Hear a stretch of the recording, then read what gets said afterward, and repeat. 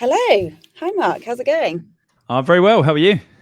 Yeah, I'm good, thank you. And hello to everybody who's joining us live today or catching up on this later. I've got the wonderful Mark McCann with me today. Mark, do you want to introduce yourself? Yes, of course. My name is Mark Cann. I reside on the south coast of England in sunny Portsmouth.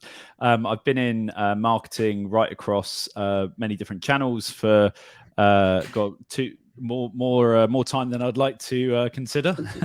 And more recently, I've been focusing on kind of B2B content, copywriting, and campaigns for basically B2B technology companies, software as a service, and general B2B service companies who have kind of a high LTV. So that works across everything from demand-led content, outreach campaigns, inbound email funnels, all of that kind of lovely stuff. Yeah. So it keeps me busy.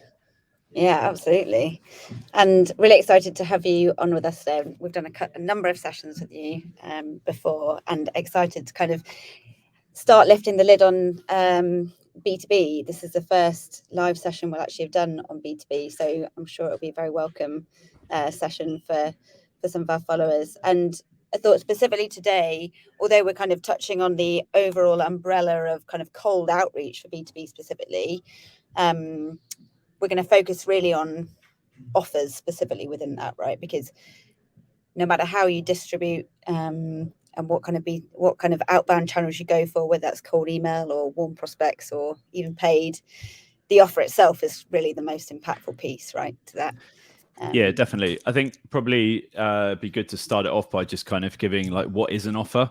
Totally. So I had kind of a few different conversations on WhatsApp before this with other marketers, and the first thing they said is we don't really run offers. Was one of the bits of feedback, which is quite interesting. So I think running an offer is very associated with performance marketing and B2C, and really like your offer can just be what your pricing is and what the actual person that's potentially buying it sees. And I think people see it as almost like an afterthought, especially for, B2B software and also B2B services companies. I'll give an example. So it could be as simple as you pay as a retainer, we deliver the work.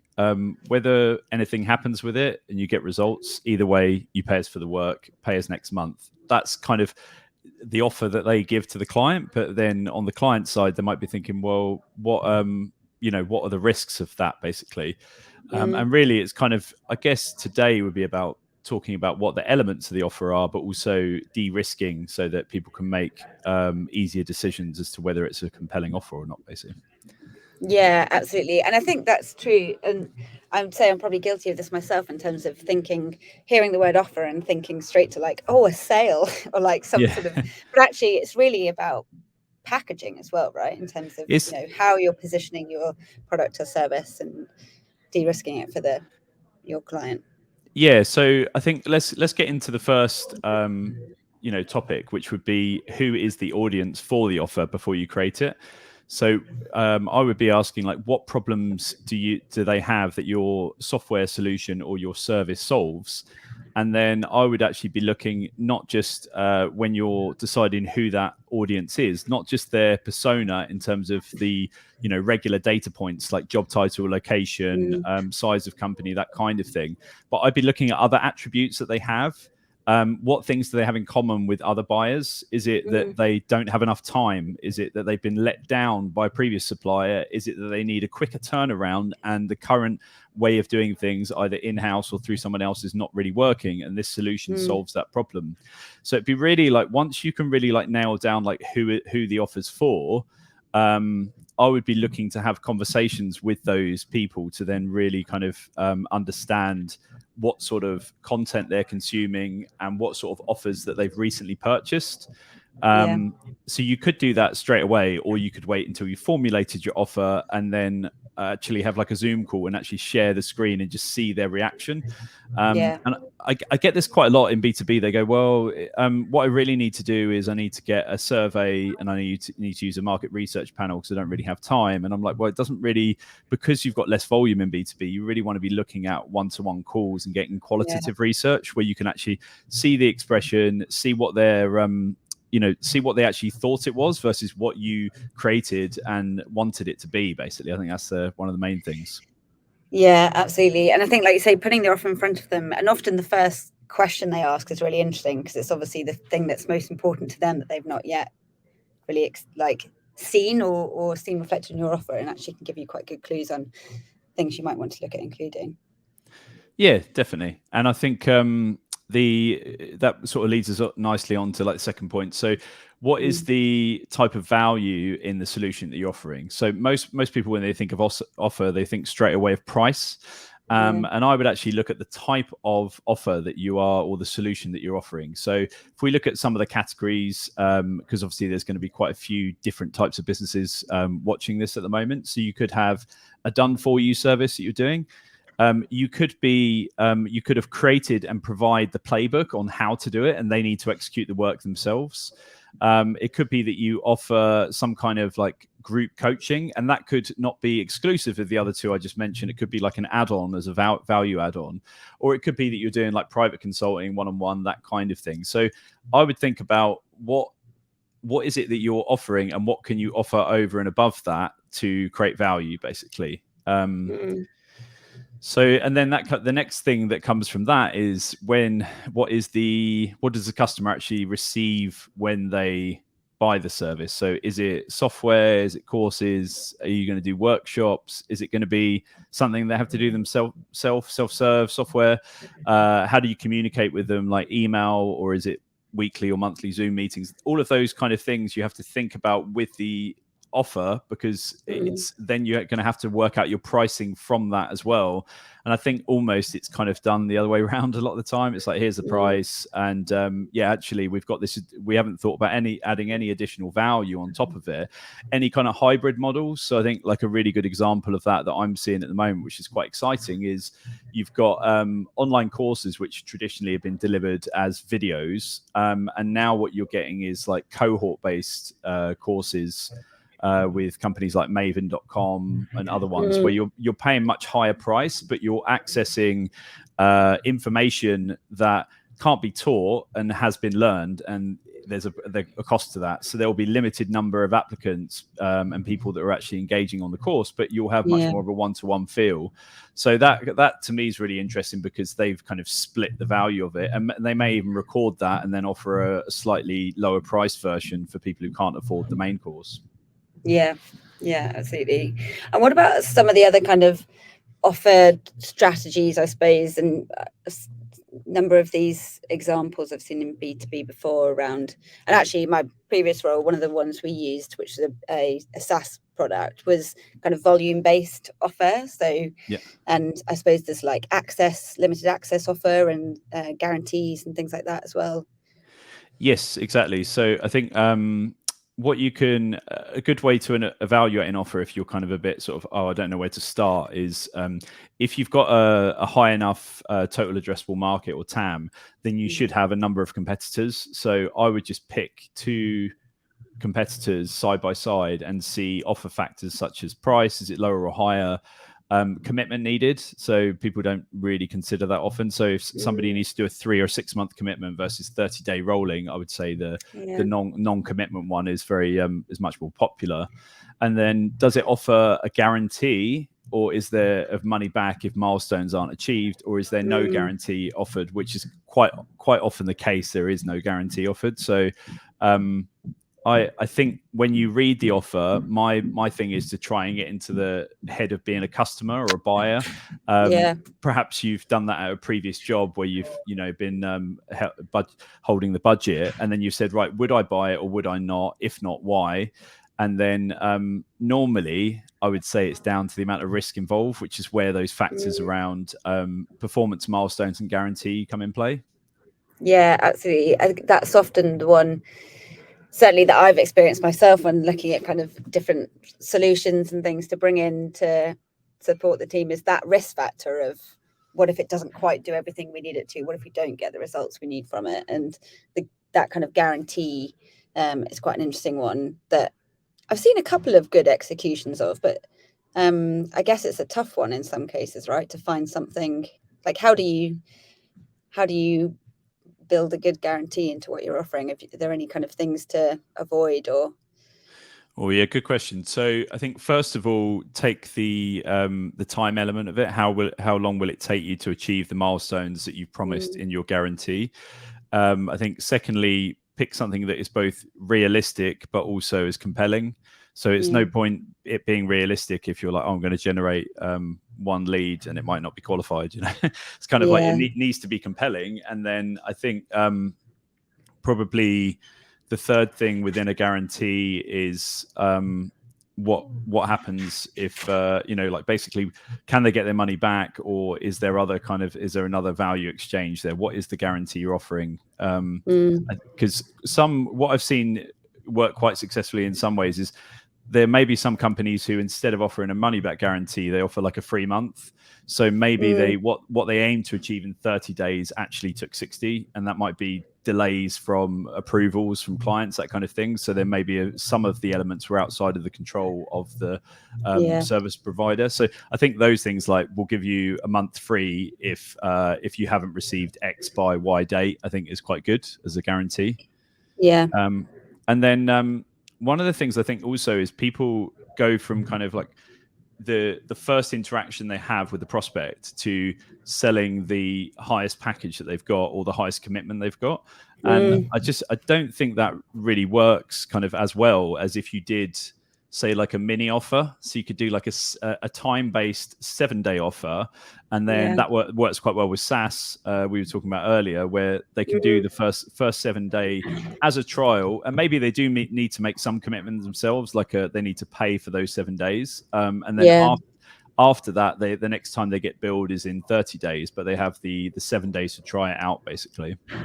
Yeah, I suppose that's the one that I've seen most frequently, that kind of 7-day free trial or something, and often the commitment is actually just adding your payment details or something, even though it's free trial. So that kind of follow-on's really straightforward and smooth for the business. But I think getting people in and using the product is obviously a good tactic, right? If you've got the right things in place to make sure that you really maximize those opportunities with prospects once they're in on those free trials.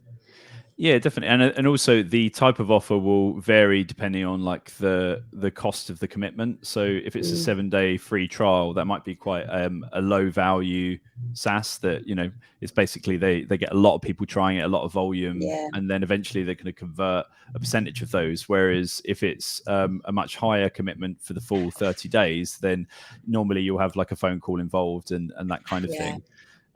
Another one I looked at is volume based. So what's really interesting within B2B offers is there was a big trend, which started probably about 3 or 4 years ago, of like unlimited design services.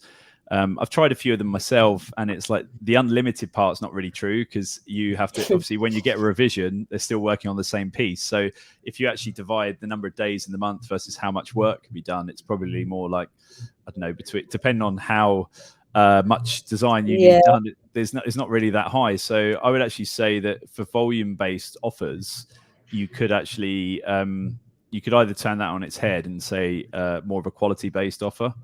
So you say we will turn things around within 1 or 2 revisions within 7 days. You get your first draft within 48 hours, and then after that we aim to get it done by 7 days. And it could be that you're pitching quality over volume. And then I guess the other volume one you talked about earlier, which was kind of like the power in numbers. So either they buy like the highest license, or it could be the offer is lots of people buying it and then the price goes down. So like an appsumo.com or a groupon.com type model, depending on what you're looking at, which can work. Interesting. And then I guess the other one could be like limited access. So you can say, well, you only get if it's a course, then you only get X number of modules that you get access to, but there's the upsell, and if you want to access the rest, you have to pay for it. Or it could be feature access, as in you can access the content, but if you want the actionable modules that you can complete and get a nice report at the end, then you have to pay for that. So there's all those kind of things, I think. Yeah, absolutely. And I suppose the balance there is trying to figure out what's the most compelling, because your baseline offer has got to be compelling enough to get people to act, right? That's kind of the whole purpose of it. It's got to be, you kind of formulate something that makes people take that step. And then if you're hiding or limiting access behind those kind of paywalls or upgrade triggers or what have you, again, it's about thinking quite strategically about what those are so that you're driving the right behaviors and getting people in and finding value from the product or service, but then adding an extra layer on top that pushes them up. Yeah, I think so. I think that the way that you can basically add value to an offer outside of price, outside of limited access and volume, is you can offer bonuses. I think this is one that's often overlooked because it can increase the value of what the offer is from often assets that you already own and have already created. So it could be like a budget planning sheet, or it could be some kind of other worksheet that really helps you, but in actual fact it's just something that you already own that they would really value. And so it's kind of, if you can think of like content bonuses that the prospect would really value, and say, oh, what content have you recently looked at, what did you really like, and then find out if there's anything else that they are potentially looking at. That could be a good way of adding value as part of the offer. I would like to clarify that that is different from just offering a free PDF for an email. It's kind of like it's got to be tangible and valuable enough that it's hard to do. It's the amount of research and time it is to actually create that yourself, or even go and look for it. Takes long enough that actually this is actually a bonus which is genuine, rather than one that's kind of like falsified that they can get anywhere, really. Yeah, absolutely. And I think that's because this is what we were talking about the other day, isn't it? This isn't a content marketing tactic of, here's top 10 tips to do X in exchange for your email. It's got to be more desirable or than that, or like you say, it's something that would take more time and resource for them to get to themselves, and therefore it has that intrinsic value. If it's got virality, even better. So Clearbit have got like a total addressable market calculator. I shared it with a couple of my friends. I even put it in my form to say, if you don't know what your TAM is, you need to go and use this tool. And I'm talking about it now. So I think the extra investment in creating tools, it's probably more costly, and you do need like a developer and so forth. But again, that's a high value bonus, I think. Yeah, definitely. And we're actually going to run out of time, so I'm not going to talk any questions about distribution, because I think we can have a separate, much meatier session on that. But just sticking to offers, are there any, just to close out, any faux pas, things you specifically think should be avoided when you're creating an offer? I think probably the key thing is to test the offer before you go to market with it. So before you go distribution, whether that's through ads or whether it's through cold email, outbound, any of those channels, you really want to just your website, right? Like just test it by having initial feedback calls. It doesn't have to be with your target prospects. You could actually get that from other marketers and just see what they think of it, and then see if there's any of those parts missing. So I would say, and then the other thing is like, I would look at what the cost is, total cost of the actual guarantee, as an example. So if you are to onboard, say, 3 or 4 new prospects, and let's say you don't achieve what it is that you're meant to achieve, then you need to put that in as a cost. And then so I'd say that's another thing, is that people don't see the total cost of offering a guarantee or that as part of the offer. And then I'd say, have a defined test period as well. Don't just leave it like it is and wonder why it's not going wrong. Just try and test a couple of different offers and see what makes the difference, basically. Yeah, absolutely. And I think that's such an important message to end on, which is this testing element, because the first offer you create is not necessarily going to change the world, right? And it's not a case of just creating it and expecting things to happen on their own from there. It's a really important element to really stress test it, iterate, and and also by kind of making sure you're being quite strict with your testing and looking at individual variables rather than just kind of, that's not worked, I'm going to change the entire thing and start from scratch again, because you'll never really know what worked and what didn't. Yeah, definitely. I think, like, are you able to explain your offer in like a few sentences, or is it really complicated and needs a phone call? I think that's another good stress test to, like, is it an easy to understand offer? Yeah, that's a good point.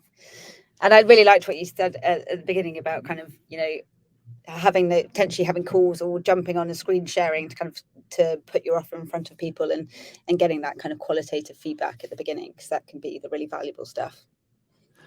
Yeah, no, definitely. I think that's super important, and people need to do more of it. I think there's also one thing to add to that. People tend to do it with their clients who are going to say nice things about them. So it's kind of like you do need to do it with a prospect who either you've been in touch with and didn't buy for whatever reason, or just somebody you've never spoken to before, because otherwise it's kind of it's not really fair feedback. Yeah, that's a really good point, because often your current clients are your easiest people to try and get onto those calls, right? So it's worth going that extra mile of finding someone impartial who's going to give you a real honest opinion. Yep. Now, I've actually got a tweet thread that I did about how to get market feedback as well. So I will share that in the comments at the end. Yeah, so people can go through. It's like a proper step-by-step one that they can just follow if they don't know the people that they're trying to connect with. Perfect. That sounds great. And you also have an offer audit service that might be useful for people listening, right? That if they want some of your feedback on their offers. Yeah, that's right. So what I thought to do is, rather than kind of basically what I thought to do is put together a form where I evaluate each of the elements of the offer. And basically from that, what I can do is I can record like a Loom style video and basically sort of do a teardown of their offer and what they can improve with it. And then from there, the idea is that, you know, if they've actually got a means of testing that through ads or they're running cold email campaigns, then hopefully they will tell me how well it worked with the the improvements, you know. Nice. Awesome. All right. So we'll share the link for that in the comments as well. So if anybody would like to tear down at their offer and some tips on improvement, then Mark's your man. Yeah. Happy to. All right. Thank you, Mark. Thank so you for your time today. And yeah, maybe we can do another one of these on distribution at some point, because I'm sure that I would love to do it. Whoever's watching, if you can say within distribution what the key channels that you are really looking to get some insight on, where this is a B2B offer validation. I think it could be cold email, or it could be paid ads, or it could even be kind of organic opt-in content marketing, that kind of thing. So there's a few different angles there, but it would be good to understand what it is that you're having challenges with. Yeah, absolutely. So yeah, any requests or suggestions, send them our way, and we can plan another session to cover those off. All Super. Right. Thanks, Ness. Thanks, Mark. Enjoy the rest of your day. Bye.